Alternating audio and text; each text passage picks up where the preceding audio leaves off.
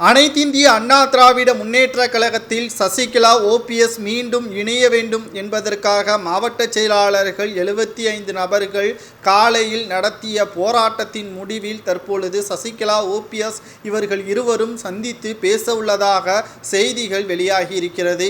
எடப்பாடி பழனிசாமியை பொறுத்தளவிற்கு அதிமுக ஒன்றிணைய கூடாது, அதே சமயத்தில் தனது பதவிற்கும் எந்த ஒரு பிரச்சனையும் வரக்கூடாது என்பதை தான் மனதில் வைத்துக் கொண்டு இருக்கிறாரே தவிர 2026 சட்டமன்ற தேர்தலில் அதிமுக வெற்றியடைய வேண்டும் என்பது பற்றியான எந்த ஒரு முன்னேற்பாடும் அதற்கான வழிமுறைகளும் அதற்கான திட்டமிடுதலும் இல்லை என்பது மாவட்ட செயலாளர்களும் தற்பொழுது இருக்கக்கூடிய அதிமுகவின் எம்எல்ஏக்களும் கூறிவிட்டார்கள். ஏனென்றால் இப்பொழுது இருக்கக்கூடிய எம்எல்ஏக்கள் 2026 வெற்றியடைய வேண்டும் என்றால் அவர்களது தொகுதியில் என்ன நடக்கிறது என்பது அவர்களுக்கு நன்றாகவே தெரியும். ஏனென்றால் ஒட்டுமொத்த அதிமுகவில் உள்ள தொண்டர்களும் பிளவுபடுத்தி விட்டார்கள்.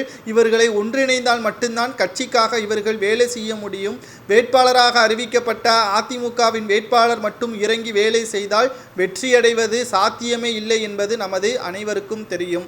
இந்த ஒரு சூழ்நிலையில்தான் சசிகலா ஓபிஎஸ் இவர்களை சந்தித்த முயற்சி செய்து இவர்களிடம் பேச்சுவார்த்தை நடத்தி அதிமுகவில் இணைந்தால் அடுத்த கட்ட நடவடிக்கை என்னவாக இருக்கும், சசிகலா அவர்கள் என்ன பொறுப்பை கேட்கிறார், எடப்பாடி பழனிசாமி அவர்களது பொறுப்பை கேட்கிறாரா அல்லது வேறொரு முக்கியமான பொறுப்புகளை கேட்கிறாரா என்ற பல்வேறு விதமான ஆலோசனைகளும் நடத்த உள்ளதாகவும் அதற்காக சசிகலா அவர்கள் தென்காசி முழுவதுமாக சுற்றுப்பயணத்தையும் அதிமுகவின் தொண்டர்களை ஒருங்கிணைக்கும் பணியிலும் ஈடுபட்டு வருகிறார்.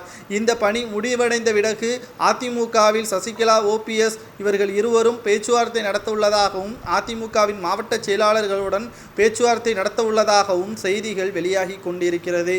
இந்த பேச்சுவார்த்தை முடிந்ததற்கு பிறகு செங்கோட்டையன் அவர்கள் என்ன முடிவு எடுக்கிறார், மேலும் இது அதிமுகவிற்கு சாதகமான முடிவாக அமையும் என்ற பல்வேறு கேள்விகளும் எழுப்பப்பட்டு கொண்டுதான் இருக்கிறது.